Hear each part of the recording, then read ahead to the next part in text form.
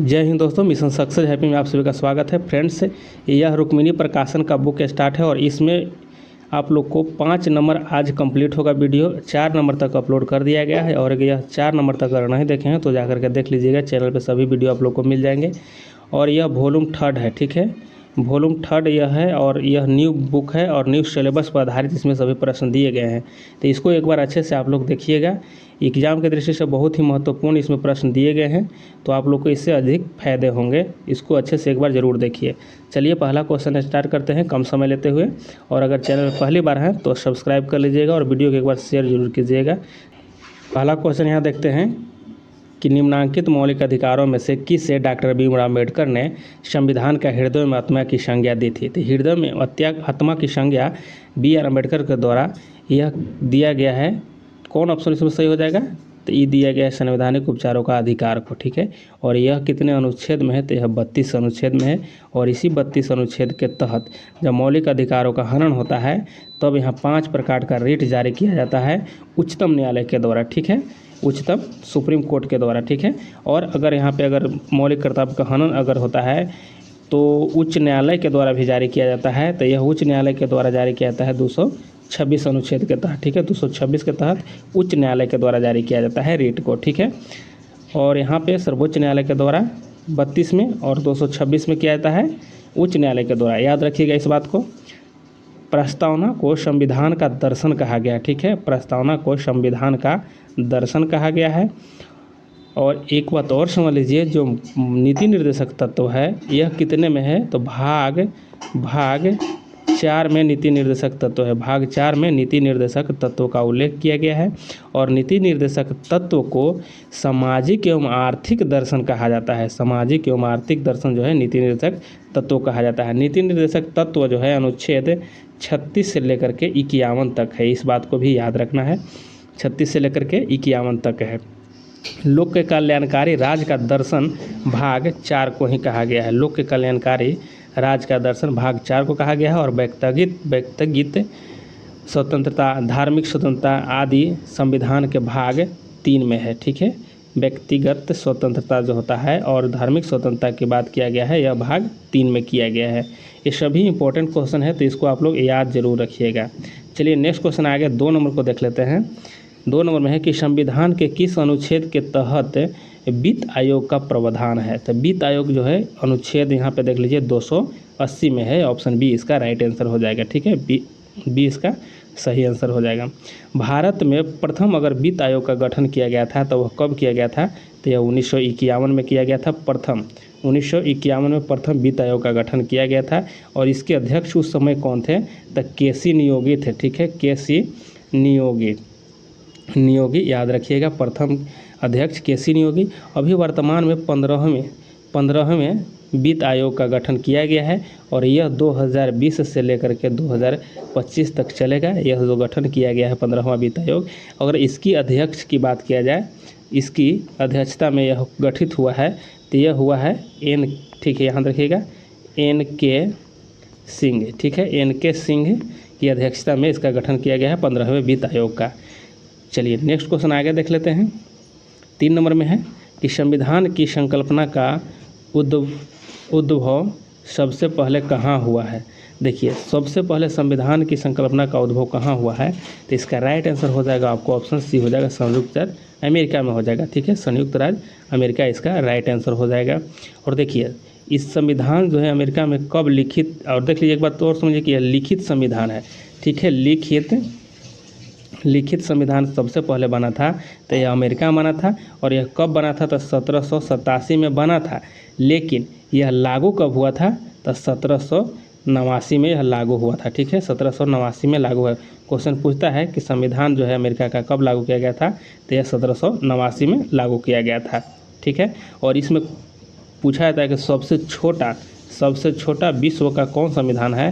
तो यह अमेरिका का ही सबसे छोटा है, ठीक है। सबसे छोटा अमेरिका का है। और इसमें कितने अनुच्छेद है? तो केवल 7 ही अनुच्छेद है, ठीक है। केवल 7 अनुच्छेद है अमेरिका के संविधान में। और अगर पूछे आपको कि अलिखित संविधान कहाँ का है? तो ब्रिटेन का, ठीक है। कहाँ का?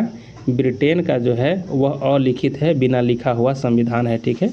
और अगर पूछे आपको कि सबसे बड़ा संविधान कहाँ का है, विश्व का सबसे बड़ा, तो अपना इंडिया का हो जाएगा। ठीक है, इंडिया का है। चलिए नेक्स्ट क्वेश्चन आगे देख लेते हैं। 4 नंबर प्रश्न है कि अशोक मेहता समिति 1977 का संबंध किससे है। तो अशोक मेहता जो समिति जो गठित किए थे यह 1977 में, तो इसका संबंध जो है द्विस्तरीय पंचायती राज व्यवस्था से था। ठीक है, द्विस्तरीय पंचायती समिति का गठन किए थे, यह किए थे अशोक मेहता। और त्रिस्तरीय कौन किए थे, अभी हम लोग जो देख रहे हैं वह त्रिस्तरीय पंचायती राज व्यवस्था है। ठीक है, और त्रिस्तरीय जो है यह लागू किया किसके द्वारा किया गया था, तो यह किया गया था बलवंत राय मेहता के द्वारा। ठीक है, बलवंत राय मेहता के द्वारा यह लागू किया गया था त्रिस्तरीय। ठीक है, और अगर पूछे आपसे कि भारत में स्थानीय स्वशासन का जनक किसे कहा गया है, तो भारत में स्थानीय स्वशासन का जनक रिपन को कहा गया है। ठीक है, याद रखिएगा लॉर्ड रिपन को, इस बात को भी याद रखिएगा, क्वेश्चन पूछे जाते हैं। और अगर पूछे कि पंचायती राज की व्यवस्था कितने अनुच्छेद में है, तो अनुच्छेद 40 में इसके तहत जो है राज्य को ग्राम पंचायत के गठन का निर्देश दिया गया है, और अनुच्छेद 40 में ही ग्राम पंचायत का उल्लेख भी किया गया है। इस बात को भी याद रखना है। नेक्स्ट क्वेश्चन आगे देख लेते हैं। 5 नंबर प्रश्न है कि भारतीय संविधान के भाग 4 में दिए गए नीति निर्देशक तत्व निम्नलिखित में से सूचीबद्ध है। तो देखिए इसमें से कौन सा सूचीबद्ध है, तो इसका राइट आंसर क्या हो जाएगा, 5 का आंसर आपको ऑप्शन बी हो जाएगा। ठीक है, ऑप्शन बी हो जाएगा, यानी कि 1 हो जाएगा, यानी सामान्य कार्य के लिए समान वेतन हो जाएगा। दूसरा में है समान नागरिक संहिता, यानी यह जो है समान नागरिक संहिता, यही 2 को इसमें लागू किया गया है, इसमें उल्लेख किया गया है। बाकी छोटे परिवार का मानदंड, प्राथमिक स्तर का मातृभाषा में शिक्षा, यह सब नहीं है, तो यह 2 को है। और यह क्वेश्चन पूछे जाते हैं आपको समान नागरिक संहिता, तो यह कितने अनुच्छेद में है, तो यह 44 अनुच्छेद में है, इसको याद रखना है। नेक्स्ट क्वेश्चन आगे देख लेते हैं। 6 नंबर में है कि भारत की संचित निधि से भुगतान किसके अनुमोदन द्वारा किया जा सकता है। तो देखिए संचित निधि से जो भुगतान होता है किसके अनुमोदन पर होता है, तो इसका राइट आंसर ऑप्शन बी हो जाएगा, संसद के द्वारा। ठीक है, भारतीय जो संसद होते हैं वो अनुमोदन करेंगे तभी जाकर के संचित निधि से वहाँ से धनराशि निकाली जा सकती है। ठीक है, और संचित निधि का उल्लेख भारतीय संविधान के अनुच्छेद 266 में है। ठीक है, 266 में है, इस बात को भी याद रखना है। संचित निधि अगर पूछ दे कि अनुच्छेद कितने में है, तो यह 266 में ही है। ठीक है, 266 में भारत सरकार के प्राप्त होने वाले सारा जो धन है, जो आय और उसमें राजस्व जो आता है, ऋण उधार से प्राप्त वाला राजस्व, और यही सब जाकर के संचित निधि में जमा हो जाता है। ठीक है, संचित निधि में ही जमा किया जाता है, और इसी के तहत वेतन जो भत्ते दिए जाते हैं संवैधानिक उच्च पदों पर जो आसीन व्यक्ति होते हैं, तो यहीं से संचित निधि से ही वेतन को दिया जाता है। ठीक है, अगर आपसे पूछे कि किसको नहीं दिया जाता है वेतन इससे, तो महान्यायवादी जो होता है, महान्यायवादी, इसको यहाँ से वेतन नहीं दिया जाता है। ठीक है, चलिए नेक्स्ट क्वेश्चन आगे देख लेते हैं। 7 नंबर प्रश्न है कि भारत सरकार भारत रत्न पुरस्कार संविधान के किस अनुच्छेद के तहत प्रदान करती है। देखिए यहाँ पे जो भारत रत्न पुरस्कार है, यह जो है अनुच्छेद 18 के तहत प्रदान करती है। ठीक है, 18 के तहत, अनुच्छेद 18 के तहत प्रदान करता है। और यह जो है देश में किसको किसको दिया जाता है, किसको दिया जाता है, तो कला के क्षेत्र में, साहित्य एवं विज्ञान के क्षेत्र में बड़े पैमाने पर जनसेवा जो करता है उसको दिया जाता है भारत रत्न पुरस्कार। अगर आपसे पूछे कि इसकी शुरुआत कब हुआ था, तो यह इसकी शुरुआत जो है 1954 में हुआ था। ठीक है, 1954 में किया गया था, और डॉक्टर राजेंद्र प्रसाद के द्वारा किया गया था। ठीक है, डॉक्टर राजेंद्र प्रसाद जो राष्ट्रपति थे। ठीक है, अगर पूछे आपसे कि 2024 में, ठीक है, 2024 में कितने व्यक्ति को दिया गया है भारत रत्न पुरस्कार, तो यह 5 व्यक्ति को दिया गया है। याद रखना है, 5 व्यक्ति को दिया गया है यह भारत रत्न पुरस्कार, 5 व्यक्ति। और 5 के अगर नाम पूछ दे आपसे कि कौन कौन है, तो एक याद रखिएगा, शॉर्ट में हम लिख रहे हैं कर्पूरी ठाकुर। दूसरा में हो जाएंगे आपको लाल कृष्ण आडवाणी जी हैं। ठीक है, लाल कृष्ण आडवाणी हो जाएंगे। और तीसरा में आपको कौन हो जाएंगे, तो चौधरी चरण सिंह हो जाएंगे तीसरा में। और चौथा में कौन हो जाएंगे, तो चौथा में हो जाएंगे आपको पीवी नरसिम्हा। ठीक है, नरसिंहा राव हो जाएंगे। और आपको 5वां में कौन हो जाएंगे, तो एम.एस. स्वामीनाथन हो जाएंगे। ठीक है, एम.एस. स्वामीनाथन जो हैं यह भारत के हरित क्रांति के जनक माने जाते हैं। ठीक है, हरित क्रांति के जनक किसे कहा जाता है, तो यह MS स्वामीनाथन को ही कहा जाता है। ठीक है, तो ये सभी आप लोग याद रखिएगा। 5 व्यक्ति का नाम याद रहे। कर्पूरी ठाकुर यहाँ हो जाए, लाल कृष्ण आडवाणी हो जाएंगे, यहाँ आपको हो जाएंगे चौधरी चरण सिंह हो जाएंगे, PV नरसिम्हा राव हो जाएंगे और MS स्वामीनाथन जी हो जाएंगे। ये सभी याद रख लीजिएगा। अगर पूछे क्वेश्चन तो आप लोग बना दीजिएगा। चलिए नेक्स्ट क्वेश्चन 8 नंबर प्रश्न को देखते हैं कि संस्कृति व शिक्षा के अधिकार का उद्देश्य क्या है। तो इसका 8 का आंसर आपको ऑप्शन बी हो जाएगा। अल्पसंख्यक समुदायों की भाषा, संस्कृति एवं धर्म की रक्षा करना। यहाँ पे आपको संस्कृति व शिक्षा अधिकार का उल्लेख किया गया है, उद्देश्य यह है। चलिए आगे हैं 9 नंबर देखते हैं कि भारत के उपराष्ट्रपति का कार्यकाल कितना होता है। देखिए यहाँ पे ऑप्शन आपको क्या हो जाएगा इसका सही, तो 9 का आंसर आपको ऑप्शन बी हो जाएगा, 5 साल होता है। ठीक है, 5 साल इसका कार्यकाल होता है। नेक्स्ट क्वेश्चन आगे देख लेते हैं। 10 नंबर प्रश्न है, 10 नंबर में है कि भारतीय इतिहास में भारतीय संसद के उच्च सदन राज्यसभा के सदस्यों के रूप में मनोनीत होने वाली पहली महिला शास्त्रीय नर्तकी कौन है। ठीक है, तो इसमें देखना है कि कौन था। तो इसका राइट आंसर आपको ऑप्शन डी हो जाएगा। ठीक है, इसका राइट आंसर आपको ऑप्शन डी हो जाएगा। इनमें रुक्मिणी देवी अरुणडेल हो जाएंगे, रुक्मिणी देवी अरुणडेल हो जाएंगे। और रुक्मिणी देवी अरुणडेल जो है, यह जो है किस शास्त्रीय नृत्य से संबंधित है, तो यह भरतनाट्यम से हो जाएंगे। ठीक है, किससे, भरतनाट्यम। ठीक है, भरतनाट्यम से हो जाएंगे। और यह जो भरतनाट्यम कहाँ होता है, किस राज्य से संबंधित यह नृत्य है, तो यह आपको तमिलनाडु से हो जाएगा। ठीक है, तमिलनाडु से यह संबंधित आपको लोक नृत्य है। और यहीं के रुक्मिणी देवी अरुणडेल जी हैं, इन्हीं को नामित किया गया था। और यह कब नामित किया गया था इनको, तो यह किया गया था 1952 से 56 में। ठीक है, 1952 से 56 तक यह रहे थे राज्यसभा के सदस्य। नेक्स्ट क्वेश्चन आगे देख लेते हैं, नाबार्ड की स्थापना कब की गई थी। देखिए नाबार्ड की स्थापना कब किया गया था, तो यह 1982 में किया गया था। ठीक है, 1982 में किया गया था। ऑप्शन सी इसका राइट आंसर हो जाएगा। नाबार्ड का अगर फुल फॉर्म पूछे तो इसका national bank for agriculture and rural development होता है, इसको भी याद रखिएगा। अगर आपसे पूछे कि नाबार्ड की स्थापना जो है किसके सिफारिश पर हुआ था, किसके, तो यह हो जाएगा शिवरामन। ठीक है, याद रखिएगा, शिवरामन समिति के रिपोर्ट पर यह पश्चिमी पंचवर्षीय योजना में हुआ था, पश्चिमी पंचवर्षीय योजना के दौरान हुआ था। ठीक है, पश्चिमी पंचवर्षीय योजना के दौरान में हुआ था। सॉरी यह छठी हो जाएगा फ्रेंड्स, याद रखिएगा, यह पश्चिमी नहीं था, छठी पंचवर्षीय योजना था। ठीक है, छठी पंचवर्षीय योजना के दौरान यह शिवरामन समिति के रिपोर्ट पर हुआ था, नाबार्ड की स्थापना हुआ था। इसका काम क्या है नाबार्ड का, तो इसका काम है यह कि यह कृषि क्षेत्र का शीर्ष वित्तीय संस्था है और कृषि क्षेत्र में यह ऋण को उपलब्ध कराता है। ठीक है, चलिए नेक्स्ट क्वेश्चन आगे देख लेते हैं। 12 नंबर देखते हैं। 12 नंबर प्रश्न का है कि निम्न उपायों में से कौन सा भारतीय भुगतान संतुलन स्थिति को सुधारने में सक्षम नहीं है, तो इसका राइट आंसर क्या हो जाएगा। 12 का आंसर आपको वो डी हो जाएगा कि निर्यातों पर अधिक कर लगाना, यह जो है यह भुगतान संतुलन का सुधारने का यह सक्षम नहीं है। ठीक है, आगे 13 नंबर में कि कैशलेस लेन देन को बढ़ावा देने के लिए भारत सरकार द्वारा किस समिति का गठन किया गया है, तो इसका सही आंसर हो जाएगा आपको ऑप्शन डी हो जाएगा, नीरज कुमार गुप्ता समिति। ठीक है, नीरज कुमार गुप्ता समिति। 14 नंबर प्रश्न देखते हैं। और 14 नंबर प्रश्न देखिए, यह जो है सीटिंग अरेंजमेंट है। ठीक है, इसको सीटिंग अरेंजमेंट आप लोग कीजिएगा तो इसका राइट आंसर आपको ऑप्शन डी हो जाएगा। ठीक है, चलिए नेक्स्ट क्वेश्चन यहाँ पे आगे है, 15 नंबर का है। 15 नंबर में कि पैटर्न को पूरा करने वाली आकृति को पहचानिए।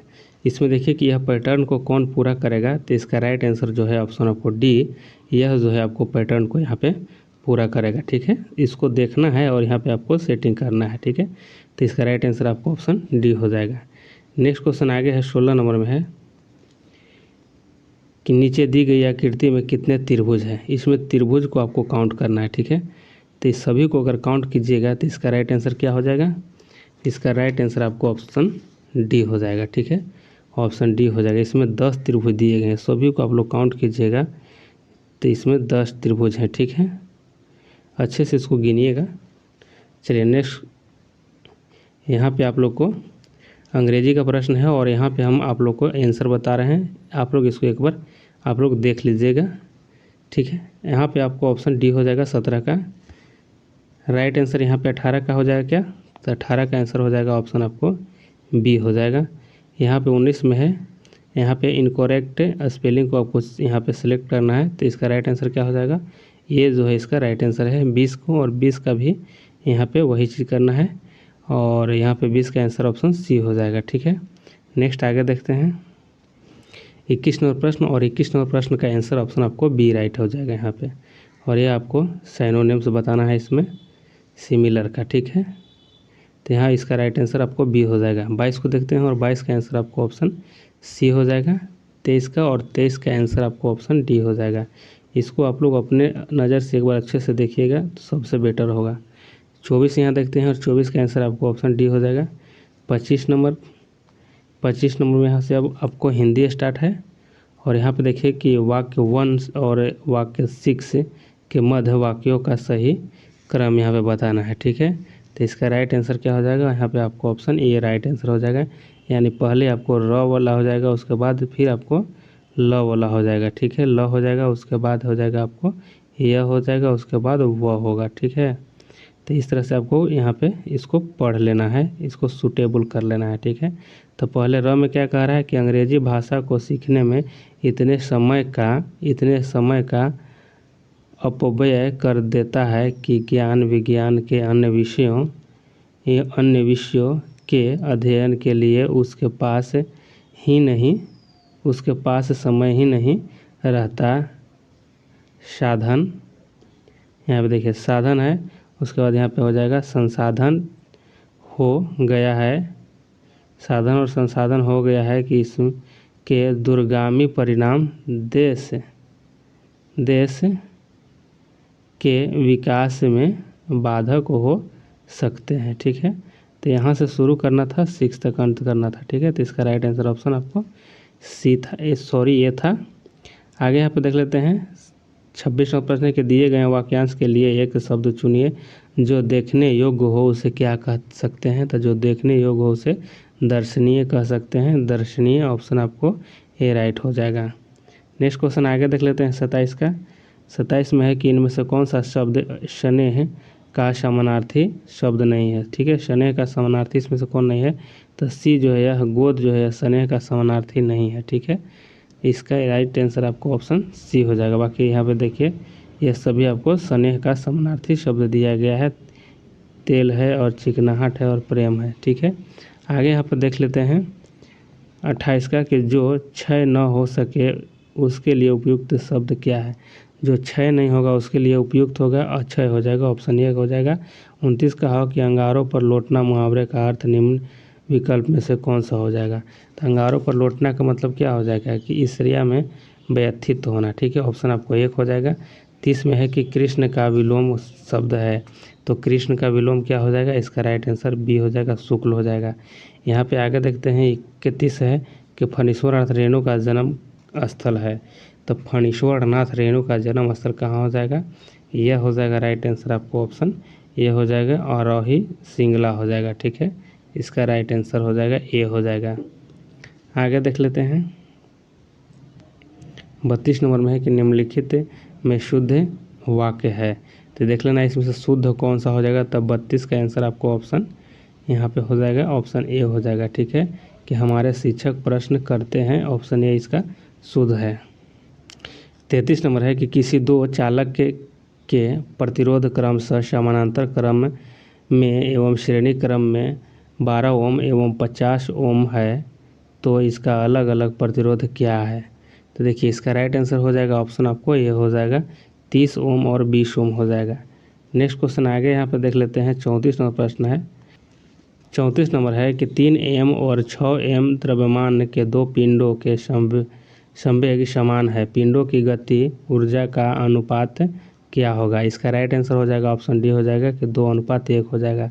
आगे है कि एक अवतल दर्पण के सामने ध्रुव से 15 सेंटीमीटर की दूरी पर रखी वस्तु का प्रतिबिंब दर्पण के पीछे 30 सेंटीमीटर की दूरी पर बनता है, तो रेखीय आवर्धन का मान निम्नलिखित में कौन सा है। तो इसका राइट आंसर क्या हो जाएगा, ऑप्शन आपको सी हो जाएगा कि +2 यहाँ पे हो जाएगा सही आंसर इसका। आगे यहाँ पे देख लेते हैं कि गर्म करने से विस्तारण जो हो जाएगा इसका क्या हो जाएगा, सी हो जाएगा कि पदार्थ का घनत्व घट जाएगा। ठीक है, गर्म करने से विस्तारण पदार्थ का घनत्व घट जाएगा। नेक्स्ट क्वेश्चन आगे यहाँ पे देख लेना है 37 का कि किसी दिए गए समय अंतराल में एक कण के लिए वेग समय ग्राफ के अंतर्गत क्षेत्र किसका प्रतिनिधित्व करता है। तो इसका राइट आंसर हो जाएगा आपको ऑप्शन ए हो जाएगा, विस्थापन का करता है। 38 में है कि भंवर धाराएं कब उत्पन्न होती है। भंवर धाराएं जो है यह ऑप्शन ए हो जाएगा इसका, कि धातु को परिवर्तित चुंबक क्षेत्र में रखा जाता है तब भंवर धाराएं उत्पन्न होती है। आगे यहाँ पे देख लेते हैं कि बीजांडासन और फलभित्ति दोनों खाने योग्य भाग किसमें है। देखिए बीजांडासन और फलभित्ति खाने वाला दोनों भाग किस में होगा। तो इसका राइट आंसर सी हो जाएगा कि टमाटर में हो जाएगा। नेक्स्ट क्वेश्चन आगे यहाँ पे देख लेते हैं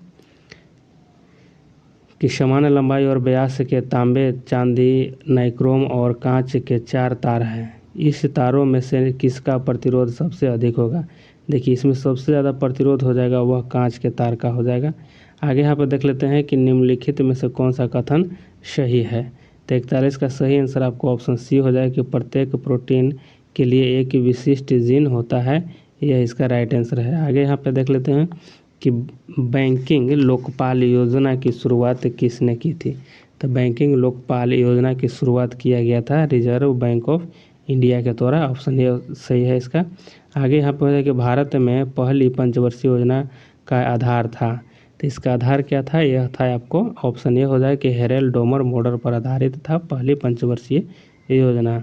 नेक्स्ट क्वेश्चन आगे 44 को देख लेते हैं कि लेखानुदान बनना है। लेखानुदान जो है बना है, तो इसका सही हो जाएगा सी हो जाएगा कि बजट पारित लंबित होने के कारण निधि आवंटन हेतु। ठीक है, बजट पारित लंबित होने के कारण निधि आवंटन हेतु लेखानुदान बना है। 45 नंबर है कि बैंकिंग में ओवरड्राफ्ट शब्द का क्या अर्थ है। तो देखिए बैंकिंग में ओवरड्राफ्ट जो होता है इसका अर्थ क्या होता है। तो 45 का ऑप्शन ये हो जाए कि अल्पकालीन वित्त पोषण सुविधा इसका अर्थ होता है, एक ऑप्शन एक हो जाएगा। आगे 1929 में कांग्रेस अधिवेशन के पूर्ण स्वराज की पताका किसने उठाया था। तो ऑप्शन बी हो जाएगा, पंडित जवाहरलाल नेहरू के द्वारा। आगे यहाँ पर देख लेते हैं कि मिताक्षरा एक हिंदू विधि ग्रंथ है, किसके रचनाकार कौन है। इसके रचनाकार कौन हो जाएगा। तो मिताक्षरा के कौन हो जाएगा, मिताक्षरा का राइट आंसर ऑप्शन सी हो जाएगा कि यह विज्ञानेश्वर के द्वारा लिखा गया है मिताक्षरा। आगे देख लेते हैं 48 नंबर है कि 7 वर्षीय युद्ध जो 1756 से 63 तक लड़ा गया था में परिणाम स्वरूप निम्न में से कौन देश की फौजों की हार हुई थी। ठीक है, तो किसका इसमें हार हुआ था। तो 48 का डी हो जाएगा, फ्रांसीसी को हार हुआ था। ठीक है, आगे यहाँ पर देख लेते हैं कि 29 अप्रैल 1954 को पंचशील निम्न देश के बीच का समझौता था। पंचशील जो समझौता हुआ था यह किसके किसके बीच में हुआ था। तो यह हुआ था भारत और चीन के बीच में हुआ था। ठीक है, आगे यहाँ पर देख लेते हैं कि निर्गुण संत कबीर के गुरु कौन थे। तो कबीर के गुरु इसमें से हो जाएंगे रामानंद थे, ऑप्शन आपको भी सही हो जाएगा। आगे यहाँ देख लेते हैं कि अकबर ने पंचमहल का निर्माण जो खंभों के लिए विख्यात है कहाँ किया था। तो देखिए यहाँ कहाँ किया गया था पंचमहल का निर्माण। इसका राइट आंसर हो जाएगा ऑप्शन बी हो जाएगा, फतेहपुर सीकरी में किया गया था। आगे देख लेते हैं कि काला पानी कहाँ अवस्थित है। काला पानी जो था यह अवस्थित था कहाँ। इसका राइट आंसर क्या हो जाएगा, इसका राइट आंसर हो जाएगा उत्तराखंड है। ठीक है, उत्तराखंड हो जाएगा। काला पानी अवस्थित उत्तराखंड में। उत्तराखंड में स्थित काला पानी भारत तथा नेपाल के बीच विवादित सीमा है। ठीक है, काला पानी। आगे यहाँ पर देख लेते हैं कि दक्षिण अमेरिका में मध्य अक्षांशीय घास के मैदान का क्या नाम है। जो दक्षिण अफ्रीका में घास का मैदान उसको क्या कहते हैं। तो इसका राइट आंसर ऑप्शन बी हो जाएगा, पंपास कहा जाता है। आगे यहाँ देख लेते हैं कि निम्नलिखित में से कौन सा विश्व का कहवा पतन के नाम से जाना जाता है। कहवा पतन के नाम से जाना जाता है, तो यह सेंटोस को कहा जाता है। ठीक है, ऑप्शन आपको यहाँ पे बी राइट आंसर हो जाएगा। आगे यहाँ पे देख लेते हैं, देखिए यहाँ पे आगे है, यहाँ से अब मैथ स्टार्ट है, तो इसका हम आपको आंसर बता रहे हैं। आप इसको देख लीजिएगा जा करके, टेलीग्राम पे इसका सोल्व किया हुआ वीडियो आपको मिल जाएगा। ठीक है, तो 55 का यहाँ पे क्या हो जाएगा, 55 का आंसर आपको डी हो जाएगा। आगे यहाँ पे है 56 का, 56, तो 56 का आंसर क्या हो जाएगा, 56 का आंसर आपको ऑप्शन डी हो जाएगा। और नेक्स्ट यहाँ पे है 57, और 57 का आंसर हो जाएगा आपको ऑप्शन ए हो जाएगा। नेक्स्ट क्वेश्चन आगे देखते हैं। 58 देखते हैं यहाँ पे 58 का, और 58 का आंसर क्या हो जाएगा, इसका ऑप्शन सी हो जाएगा। 59 है और 59 का आंसर ऑप्शन ए हो जाएगा। 60 और 60 का आंसर ऑप्शन सी हो जाएगा। इसको आप लोग बनाना चाहें तो वीडियो रोक करके बना लीजिएगा, नहीं तो इसका सोल्व किया हुआ टेलीग्राम पर देख लीजिएगा। 61 है और 61 का ऑप्शन यहाँ पे सी हो जाएगा। 62 नंबर और 62 नंबर का आंसर क्या हो जाएगा, 62 का आंसर ऑप्शन सी हो जाएगा। और 63 और 63 का आंसर क्या हो जाएगा, ऑप्शन डी हो जाएगा। 63 में यहाँ क्या लिखा गया है कि निम्न में से किस सुरक्षा उपकरण का कार्य सिद्धांत विद्युत धारा के ऊष्मीय प्रभाव पर आधारित है, तो यह इसका फ्यूज हो जाएगा। ठीक है, नेक्स्ट क्वेश्चन आगे देख लेते हैं। यहाँ पे 64 में है कि जिन तत्वों के परमाणु क्रमांक क्रमशः 15, 16, 17, 18 है, वे निम्न में कौन से है। तो इसका देखिए कि 64 का आंसर क्या हो जाएगा, इसका राइट आंसर ऑप्शन बी हो जाएगा। ठीक है, बी इसका राइट आंसर हो जाएगा। आगे यहाँ देख लेते हैं कि एक बार ढाले जाने के बाद गरम करके नरम नहीं किया जा सकने वाली प्लास्टिक को क्या कहा जाता है। एक बार ढाल दिए तो फिर उसको गरम नहीं किया जा सकता है, नरम नहीं किया जा सकता है, तो इसको क्या कहा जाता है, डी हो जाएगा इसका right answer. Thermosetting plastic कहा जाता है। ठीक है, ऑप्शन आपको डी राइट हो जाएगा। 66 का है कि निम्न में से कौन सा खुली श्रृंखला यौगिक का उदाहरण है। तो इसका राइट आंसर क्या हो जाएगा, 66 का आंसर हो जाएगा सी हो जाएगा कि एथेन हो जाएगा। यह खुली श्रृंखला यौगिक का उदाहरण है, एथेन। आगे है कि जब सोडियम एसीटेट सोडा लाइम के साथ अभिक्रिया करता है तो बनता है, तो यहाँ पे बनेगा क्या, तो यह बनेगा मीथेन बन जाएगा। आगे देख लेते हैं कि किस यौगिक में सहसंयोजक बंधन उपस्थित है।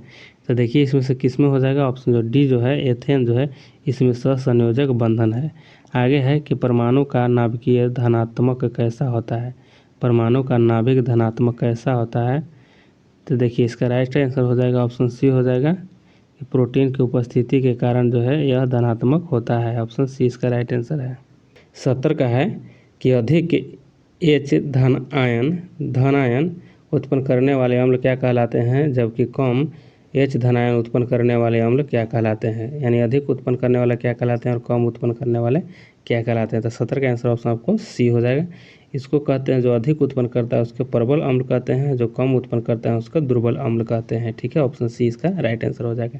71 का है कि निम्नलिखित में से कौन सी विस्थापन अभिक्रिया है। इसमें देखिए द्विविस्थापन अभिक्रिया किसका है, तो जो यहाँ सी आपको है यह इसका द्विस्थापन अभिक्रिया इसमें हुआ है।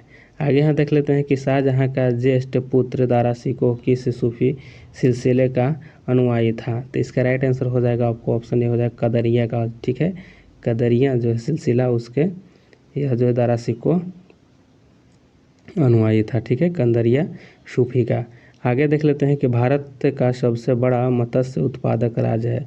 सबसे बड़ा मत्स्य उत्पादक राज्य जो हो जाएगा आपको आंध्र प्रदेश होगा। ऑप्शन बी इसका राइट आंसर हो जाएगा। आगे देख लेते हैं 74 का है कि अभिनव भारत सोसाइटी के बारे में निम्नलिखित कथनों पर विचार करना है। अभिनव भारत सोसाइटी, ठीक है, तो इसका राइट आंसर हो जाएगा ऑप्शन आपको बी हो जाएगा। ठीक है, 1 और यहाँ पे 3, यानी कि यह सोसाइटी समाजवादी का एक समुदाय था जो सशस्त्र क्रांति में विश्वास करता था। और यहाँ पे है 3 में कि मित्र मेला एक क्रांतिकारी गुप्त संस्था का नाम बदलकर 1904 में अभिनव भारत रखा गया था। ठीक है, इसलिए इसका answer option B right answer हो जाएगा। आगे यहाँ पे देख लेते हैं कि भारत में निम्नलिखित में से किस स्थान पर सबसे अधिक वर्षा होती है। सबसे ज़्यादा वर्षा जो होती है यहाँ मासीराम मेघालय में। आगे यहाँ पे देख लेते हैं कि कौन सम्मिलित नहीं है, इसमें से सुमेलित कौन नहीं है वो देखना है। तो इसका राइट आंसर हो जाएगा डी है, जो इस सुमेलित नहीं है। 5 अक्टूबर अंतर्राष्ट्रीय वृद्धजन दिवस जो है यह सुमेलित नहीं है। ठीक है, इसका राइट आंसर क्या हो जाएगा, इसका राइट आंसर हो जाएगा कि वृद्धजन दिवस जो होता है वह होता है 1 अक्टूबर को। ठीक है, 1 अक्टूबर को होता है, 1 अक्टूबर को वृद्धजन होता है। वृद्धजन जो दिवस होता है 1 अक्टूबर को होता है। ठीक है, बाकी यहाँ पे 16 अक्टूबर को विश्व खाद्य दिवस होता है, 9 अक्टूबर को विश्व डाक दिवस है और 8 अक्टूबर को भारतीय वायुसेना। यह सब सही है, तो इसका राइट आंसर डी हो जाएगा। आगे देख लेते हैं 77 का कि भारत का रेलवे एवं यातायात विश्वविद्यालय कहाँ स्थित है। ठीक है, रेलवे एवं यातायात विश्वविद्यालय कहाँ स्थित है? तो 77 का आंसर बी हो जाएगा कि बड़ोदरा में है। ठीक है, बड़ोदरा में है। नेक्स्ट क्वेश्चन यहाँ पे हो जाएगा आपको कि होमी भाभा पुरस्कार किस क्षेत्र में विशेष योगदान के लिए दिया जाता है? होमी भाभा पुरस्कार जो है यह किस क्षेत्र में दिया जाता है? तो यह नाभिकीय ऊर्जा, ठीक है, नाभिकीय ऊर्जा का जो विशेष क्षेत्र में योगदान रखने वाले व्यक्ति को दिया जाता है। ठीक है, यहाँ पे आपको ऑप्शन बी हो जाएगा। नेक्स्ट क्वेश्चन है कि इंटरपोल का मुख्यालय स्थित है। तो इंटरपोल का मुख्यालय कहाँ हो जाएगा? इसका राइट आंसर हो जाएगा लियोन में हो जाएगा। ऑप्शन आपको बी इसका राइट आंसर हो जाएगा। लियोन कहाँ है? तो यह फ्रांस में। आगे यहाँ पे देख लेते हैं कि किस भारतीय शतरंज खिलाड़ी ने महिला FIDE अंडर-20 विश्व शतरंज चैंपियनशिप 2024 का खिताब जीती है?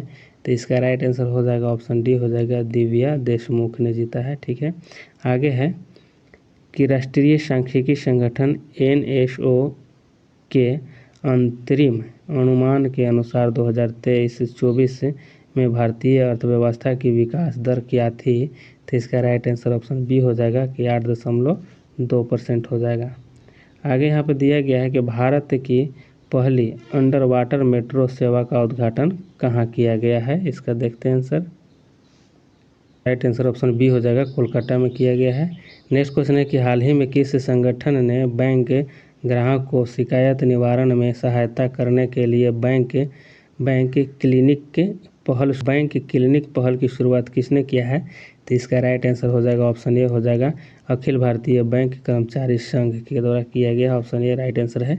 नेक्स्ट क्वेश्चन आ गया कि भारत के किस राज्य में 38वें राष्ट्रीय खेल 2024 की मेजबानी की जाएगी?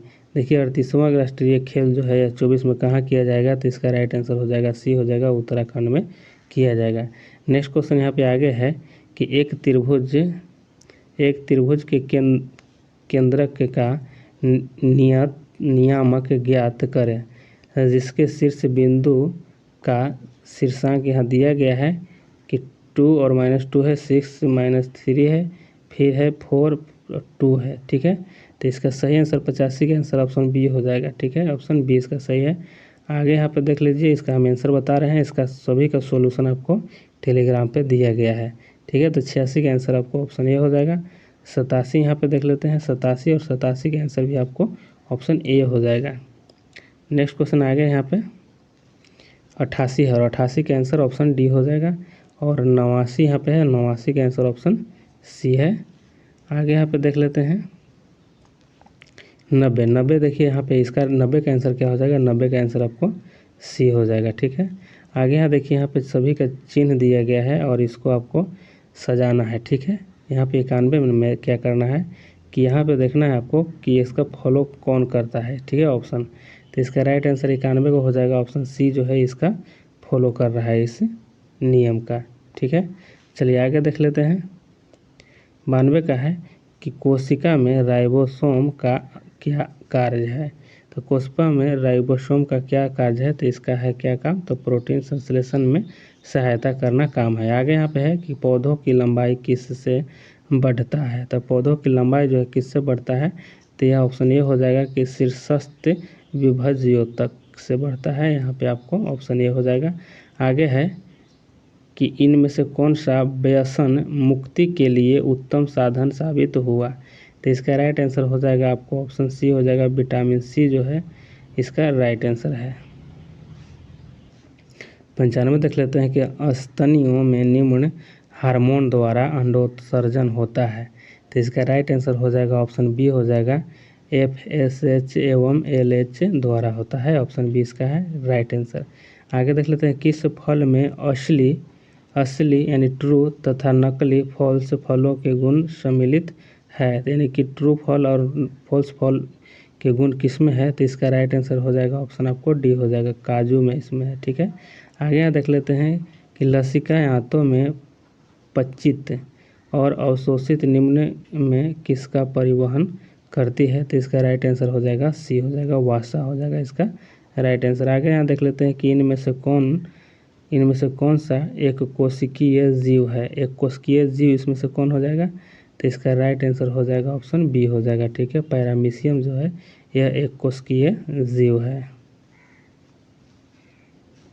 99 को देख लेते हैं कि मेंडल ने अपने प्रयोग में मटर के पौधों की निम्नलिखित में से किसी विशेषता का उपयोग नहीं किया था। तो इसका राइट आंसर क्या हो जाएगा, डी है, यानी पत्तों की आकृति का यहाँ पे इसका उपयोग नहीं किया था। आगे देख लेते हैं कि निम्न में से सत्य कथन की पहचान कीजिए। इसमें से सत्य कौन है वो पहचानना है। तो ऑप्शन ए इसका सत्य है कि सम इलेक्ट्रॉनिक के स्पीशीजों में धनायन का धनात्मक आवेश जितना ही कम होगा, आयनिक की त्रिज्या उतनी ही कम होगी। इसका यही एक राइट आंसर हो जाएगा। फ्रेंड्स, जल्दी आप लोग को 6 नंबर अपलोड किया जाएगा सेट